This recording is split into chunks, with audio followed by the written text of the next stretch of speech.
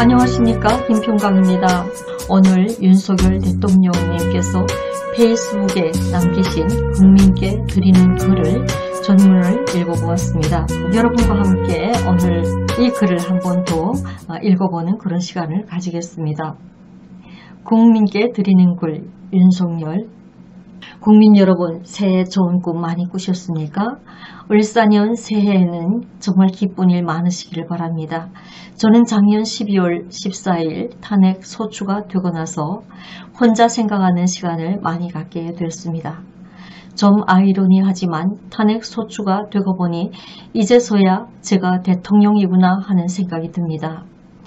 26년 공직생활, 8개월의 대선 운동, 대통령 당선과 정권 인수 작업, 대통령 취임 이후부터 밤늦게까지 정신없이 일만 하다 보니 제가 대통령이라는 생각을 못하고 지내온 것 같습니다. 공직 인사 선거 공약과 국정과제 현안과 위기관리 등 외교 안보 경제 사회 문제를 정말 치열하게 고민하고 토론하고 어려운 결정을 해야 하는 일들이 많았습니다. 저는 학창시절부터 능력은 노력이라는 생각을 가지고 살아왔기에 무조건 열심히 치열하게 일해왔습니다. 대통령답게 권위도 갖고 휴식도 취하고 하라고 조언하는 분도 많이 계셨지만 취임 이후 나라 안팎의 사정이 녹록지 않았습니다. 글로벌 안보 및 공급망 위기, 고물가, 고금리, 고환율의 경제 위기가 닥쳐왔습니다. 지난 정부의 포퓰리즘 정책에 따른 국가 채무의 폭발적인 증가, 부동산 정책 실패에 따른 영끌 가계대출 문제, 소주성 정책에 의한 최저임금 인상 등으로 자영업자와 소상공인, 중소기업의 경영 악화로 대출금 문제 등은 경제 위기를 극복해 나가는 데 있어서 어려움이 더하였습니다. 하지만 국민 여러분께서 어려운 여건에도 저와 정부를 믿고 따라주신 덕분에 차근차근 현안과 위기를 풀어갈 수 있었습니다. 징벌적 과세 정책을 폐기하고 시장 원리에 충실하게 부동산 정책을 펴온 결과에 주택 가격을 안정적으로 관리하고 글로벌 중추, 국가 외교와 경제를 연결하여 해외 시장을 개척하고 수출에 노력한 결과 지난해 역대 최대 수출 실적을 달성하고 우리보다 인구가 2.5배 많은 일본을 거의 따라갈 수 있었습니다. 1인당 GDP는 지난해 일본을 추월했고요. 한미동맹의 핵 기반 업그레이드와 포괄적 전략 동맹 강화, 그리고 한일 관계 정상화를 통한 한미일 3국 협력 체계는 우리 경제의 대외 신인도를 든든하게 뒷받침해 주었습니다. 요새는 안보와 경제 그리고 사회 개혁을 위해 이리 뛰고 저리 뛴 지난 2년 반의 시간이 파라노마처럼 스쳐갑니다. 좀 더 현명하게, 좀 더 경청하면서 잘했어야 했는데 하는 후회도 많이 듭니다. 지난 대선 기간 그리고 취임 후 2년 만의 시간을 돌이켜보면 부족한 저를 믿고 응원해 주신 국민 한 분 한 분의 얼굴에 떠오르고 지친 몸을 끌고 새벽일을 시작하시는 분들, 추운 아침 미래를 준비하기 위해 책가방을 둘러매고 나가는 학생들, 어려운 여건에서 아프고 불편한 몸으로 고생하시는 분들 생각이 많이 납니다. 찾아뵙고 도움을 드리지 못해 안타까운 마음입니다. 부지런히 돌아다니고 일하다가 이렇게 직무 정지 상태에서 비로소 내가 대통령이구나 하는 생각을 하게 되는 것은 이러한 안타까움 때문이 아닐까 싶습니다. 이번 직무 정지가 저의 공직 생활에서 4번째 직무 정지입니다. 검사로서 1차례, 검찰총장으로서 2차례, 모두 3차례의 직무 정지를 받았습니다. 제 주변 사람들은 제게 적당히 타협하고 조금은 쉬운 길을 찾지 않는다고 어리석하다고 합니다. 어리석은 선택으로 직무 정지를 받다 보면 가까운 사람들이 등을 돌리고 외로움을 느낄 때도 있지만 시간이 지나면 오해도 풀리고 많은 분의 응원과 격려가 힘이 되었습니다. 늘 저의 어리석인 결단은 저의 변함없는 자유민주주의와 법치주의에 대한 신념이었습니다. 자유민주주의 아닌 민주주의는 가짜 민주주의고 민주주의 이름을 빌린 독재와 전체주의입니다. 민주주의는 개인의 자유를 지켜주기 위한 제도이고 민주주의는 법치주의를 통해 실현되는 것입니다. 또 우리 공동체의 모든 사람들이 자유가 공존한 방식이 바로 법치입니다. 법치는 자유를 존중하는 합법적인 법과 공정한 사법관에 의해 실현됩니다. 법치주의는 자유민주주의 핵심 요소입니다. 자유민주주의는 경제에 있어 자유시장 경제 원리와 결합하여 자유와 창의를 통해 우리의 번영을 이루어내고 풍부한 복지와 연대의 재원을 만들어내며 번영의 선순환을 만들어냅니다. 우리나라는 보존 자원이 없지만 훌륭한 인적 자원을 가지고 있고 개방적이고 활발한 국제 교역을 통해 발전해 왔습니다.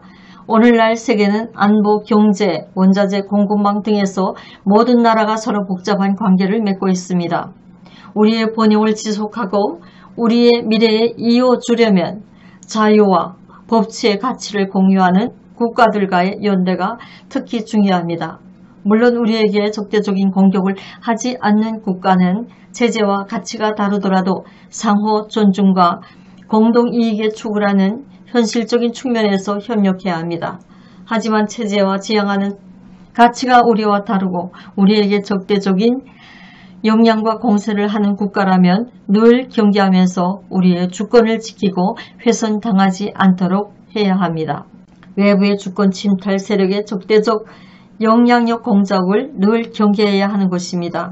그렇게 해야 그런 세력의 영향력을 차단하고 우리를 만만히 보지 않도록 하면서 상호 존중과 공동의 이익을 실현할 수 있는 것입니다. 우리가 경계하고 조심해야 공동의 번영과 평화를 누릴 수 있습니다.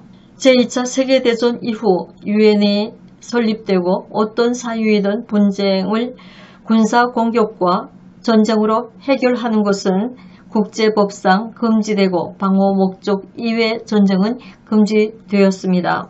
총칼로서 피를 흘리는 군사공격과 전쟁 도발은 국제법상 금지되었으므로 강대국이라 하더라도 외교상 큰 부담으로 작용하게 되어 총칼을 쓰지 않는 회색지대 전술이 널리 사용되게 된 것입니다.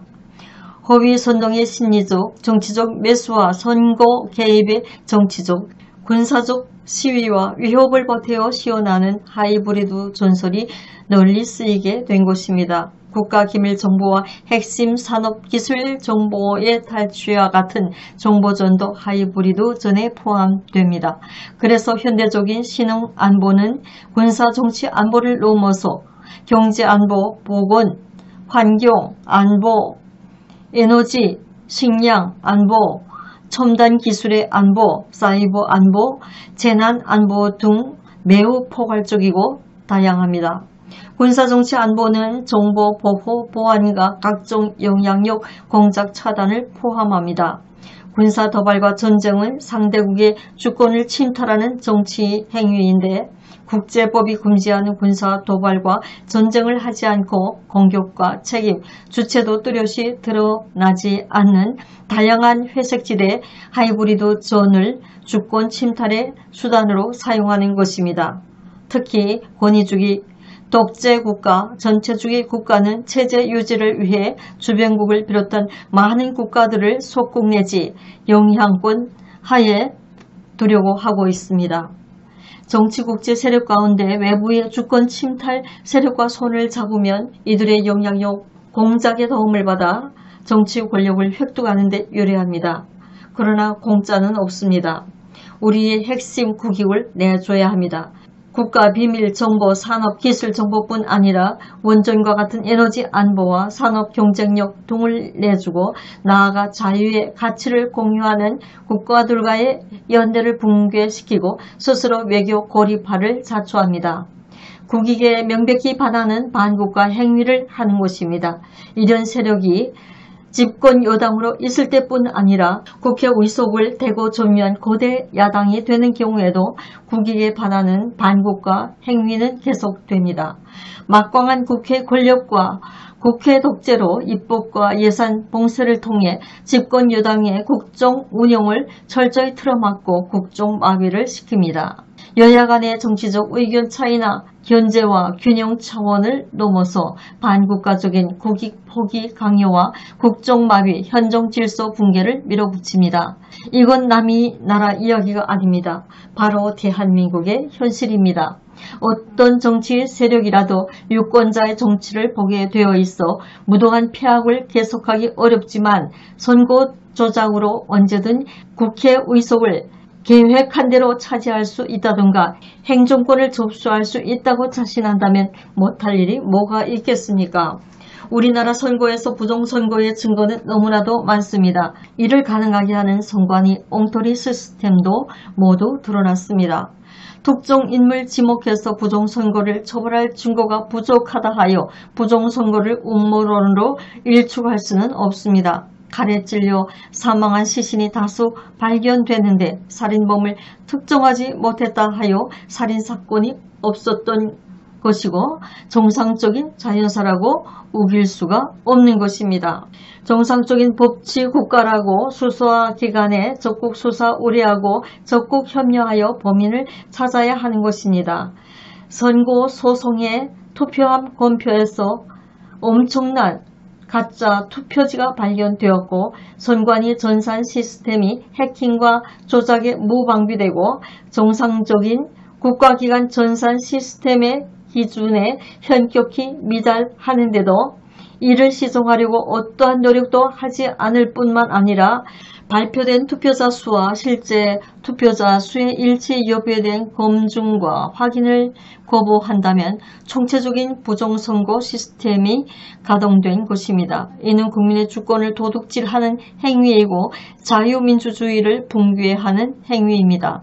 자유민주주의와 법치국가를 지향하는 정상적인 국가라면 선거 소송에서 이를 발견한 대법관과 선관위가 수사 의뢰하고 수사에 적극 협력하여 어떻게 이런 불법 행위가 일어나는지 철저히 확인해야 하는 것입니다. 그럼에도 이를 은폐하였습니다. 살해당한 시신은 많이 발견되었는데 피해자 가족에게 누가 범인인지 입증 자료를 찾아 고소하여 처벌이 확정되지 않는 한 살인사건을 운운하는 것을 음모론이라고 공격한다면 이게 국가입니까? 디지털 시스템과 가짜 투표지 투입 등으로 이루어지는 부정선거 시스템은 한 국가의 경험 없는 정치 세력이 혼자 독자적으로 시도하고 추진할 수 있는 일이 아닙니다. 잘못하다가 적발되면 정치 세력이 붕괴될 수 있습니다. 혼자서는 엄두도 내기 어려운 일입니다. 기껏해야 금품살포, 이권거래, 여론조작 등일 것입니다. 하지만 투개표 부정과 여론조사 조작을 연결시키는 부정선거 시스템은 이를 시도하고 추진하려는 정치 세력의 국제적 연대와 협력이 필요함을 보여줍니다. 투개표 부정선거 시스템은 특정 정치 세력이 장악한 여론조사 시스템과 선관위의 확인 거부 및 은폐로 구성되는 것입니다. 살인범을 특정하지 못해서 살인사건을 음모론이라고 우기는 여론조성 역시 투개표 부정선거 시스템의 한 축을 구성합니다. 국민 여러분께서 아시는 바와 같이 이게 우리나라 현실이라면 지금 이 상황이 위기입니까? 정상입니까? 이 상황이 전시사변에 준하는 국가 비상사태입니까? 아닙니까? 전시와 사변은 우리 국토 공간에서 벌어지는 물리적인 상황, 즉 하드웨어의 위기 상황이라면 지금 우리의 현실은 우리나라의 운영 시스템과 소프트웨어의 위기 상황인 것입니다. 헌법 66조는 대통령은 국가 원수로서 국가를 대표하여 국가의 독립, 영토의 보존, 국가의 계속성과 헌법 수호할 책무를 진다고 되어 있습니다. 쉽게 말하면 대통령에게 대한민국의 하드웨어를 지키고 운영체계와 소프트웨어를 수호하라는 책무를 부여한 것입니다. 고대 야당이 국회 독재를 통해 입법과 예산을 봉쇄하여 국정을 마비시키고 위헌적인 법률과 국익에 반하는 비정상적인 법률을 남발하여 정부에 대한 불만과 국토 분열을 조장하고 수십 차례의 줄 탄핵으로 잘못 없는 고위 공직자들의 직무를 정지시키고 심지어는 자신들의 비리를 덮는 방탄 입법을 마구잡이로 추진하는 상황은 대한민국 운영체계의 망국적 위기로서 대통령은 이 운영체계를 지켜낼 책무가 있습니다. 저는 헌법기관인 감사원장까지 탄핵하여 같은 헌법기관인 헌법재판소의 법정에 세우려는 것을 보고 헌법 수호의 책무를 이행하기 위한 비상조치가 필요하다고 생각했습니다. 거대 야당의 일련의 행위가 전시사변에 준하는 국가 비상사태라고 판단하고 대통령에게 독점적, 배타적으로 부여된 비상계엄 권한을 행사하기로 한 것입니다. 계엄은 과거에는 전쟁을 대비하기 위한 것에 국한되어 있는 것이었다면 우리의 헌법은 이에 준하는 국가 비상사태라고 규정하고 전쟁 위에 다양한 국가 위기 상황을 계엄령 발동 상황으로 예상하고 있습니다. 국가 위기 상황에서 자유민주국가의 대통령이 가장 먼저 해야 할 일은 주권자인 국민들에게 국가 위기 상황을 알리고 이를 극복하기 위해 힘쓰자는 호소를 하는 것입니다. 국가 위기 상황을 군과 독재적 행정력만으로 돌파할 것이 아니라 주권자인 국민과 상황을 공유하고 국민의 협조를 받아 돌파해야 하는 것입니다. 계엄이라는 말이 상황의 엄중함을 알리고 경계한다는 뜻이 아니겠습니까? 저는 우리나라의 자유민주주의와 국민주권이 위기 상황임을 잘 인식하지 못하고 계신 국민들께 상황의 위급함을 알리고 주권자인 국민들이 눈을 부릅뜨고 국회 독재의 망국적 폐악을 감시 비판하게 함으로써 자유민주주의 헌법 질서를 지키려 하였습니다. 그래서 국방부 장관에게 국회 독재를 알리고 질서 유지를 하기 위해 그리고 부정선거 가동 시스템을 국민들께 제대로 알리고 진상을 파악하기 위해 필요 최소한의 병력 투입을 지시하였고 국회 280명, 선관위 290명의 병력이 투입된 것입니다. 국회에 투입된 280명의 병력은 국회 마당에 대기에 있다가 그리고 선관위에 투입된 병력은 수십 명의 디지털 요원만 내부 시스템에 접근하고 나머지는 외부에 대기에 있다가 계엄 선포 2시간 30분 만에 국회 계엄 해제 여구 의결이 있자 즉각 철수하였고 아무 사상자나 피해 없이 평화롭게 마무리되었습니다. 국민 여러분, 계엄은 범죄가 아닙니다. 계엄은 국가 위기를 극복하기 위한 대통령의 권한 행사입니다. 그렇기 때문에 대통령의 권한 행사를 보조하기 위해 합동참모부에 계엄과가 있는 것입니다. 계엄, 내란이라는 내란 몰이 프레임 공세로 저도 탄핵 소추되었고 이를 준비하고 실행한 국방부 장관과 군 관계자들이 지금 구속되어 있습니다. 참으로 어이없는 일입니다. 병력 투입 시간 불과 2시간인데 2시간짜리 내란이 있습니까? 방송으로 전 세계 전 국민에게 시작한다고 알리고 3시간도 못 되어 국회가 그만두라고 한다고 병력 철수하고 그만두는 내란 보았습니까? 합참 계엄과 계엄 매뉴얼에 의하면 전국 비상계엄은 최소 6, 7개 사단 병력, 수만 명의 병력 사용이 전제되어 있습니다. 국방부 차관은 합참에서 작전부장과 작전본부장을 지낸 사람으로 이런 걸 모를 리가 없습니다. 계엄 형식을 빌린 대국민 호소이기 때문에 소규모 병력을 기획한 것입니다. 국회의원과 국회 직원 등은 신분증을 확인을 거쳐 국회에 출입을 이루어졌으므로 계엄 해제 요구 결의안 심의가 신속하게 진행되었고 본관과 마당에는 수천 명의 사람이 오히려 280명의 군을 에워싸고 있었습니다. 병역 철수 지시에 따라 군은 마당에 있던 시민들에게 공손히 인사하고 철수하였습니다. 국회를 문 닫으려고 한 것입니까? 아니면 폭동을 계획하길 했습니까? 최근 야당의 탄핵 소추 관계자들이 헌법재판소에서 소추 사항 중 내란죄를 초래하였습니다. 내란죄가 도저히 성립될 수 없으니 당연한 조치를 한 것입니다. 그런데 내란 머리로 탄핵 소추를 해놓고 재판에 가서 내란을 뺀다면 사기 탄핵, 사기 소추 아니겠습니까? 탄핵 소추 이후의 상황을 보아도 그 오랜 세월 민주화 운동을 했다고 자부하는 정치인들이 맞나 싶습니다. 하지만 최근 많은 국민들과 청년들이 우리나라의 위기 상황을 인식하고 주권자로서 권리와 책임의식을 가지게 된 것을 보고 있으면 국민들께 국가 위기 상황을 알리고 호소하길 정말 잘했다고 생각이 되고 국민께 깊은 감사를 느끼게 됩니다. 저는 대통령이 출마할 때부터 우리나라의 대통령이라는 자리가 영광의 길이 아니라 형국의 길이라는 사실을 잘 알고 있었습니다. 하지만 이 나라의 자유민주주의를 반듯하게 세우고 자유와 법치를 외면하는 전체주의적인 이권 카르텔 세력과 싸워 국민들에게 주권을 찾아드리겠다는 약속한 만큼 저 개인은 어떻게 되더라도 아무런 후회가 없습니다. 제가 독재를 하고 집권 연장을 위해 이런 식으로 계엄을 했겠습니까? 이런 소규모 미니 병력으로 초간단 시간 계엄을 말입니다.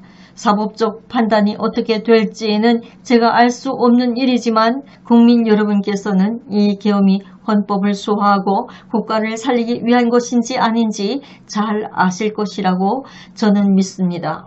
과거에는 대통령의 독재에 국회의원들이 저항하고 민주화 투쟁을 했다면 세계 어느 나라 헌정사에도 유례가 없는 막가파식 국회 독재의 폐악에 대해 헌법 수호 책무를 부여받은 대통령으로서 당연히 저항하고 싸워야 하는 것입니다. 국가 기능을 정상화시키고 자유민주주의를 지키기 위해서입니다.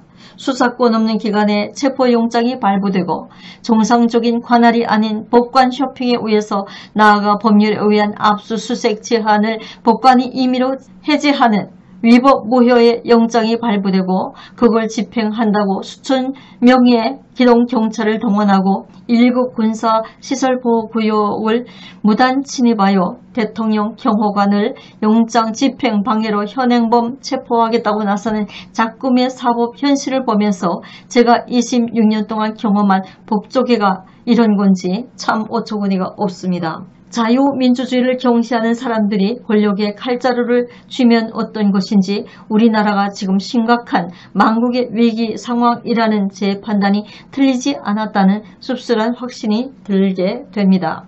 자유민주주의를 실현하는 법치는 형식적 법치, 꼼수를 부리는 법치가 아닙니다. 이런 법치는 인민민주주의 독재, 전체주의 국가에서 자유를 억압하기 위해 악용되는 법치입니다. 법은 자유민주주의 헌법 정신을 실현하기 위해 만들어져야 하고 일단 만들어진 법은 다수결의 지배가 아니라 소수자 보호와 개인 권익 보호에 철저히 기해야 합니다.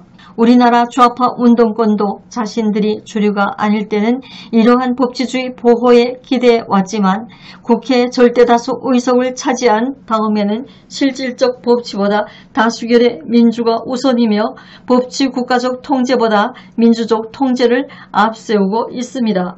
저는 검찰총장 시절 민주당 정권의 이러한 무법적 폐악을 제대로 겪었습니다. 이렇게 되면 법률과 법조인은 정치 권력의 하수인으로 전략하는 것입니다.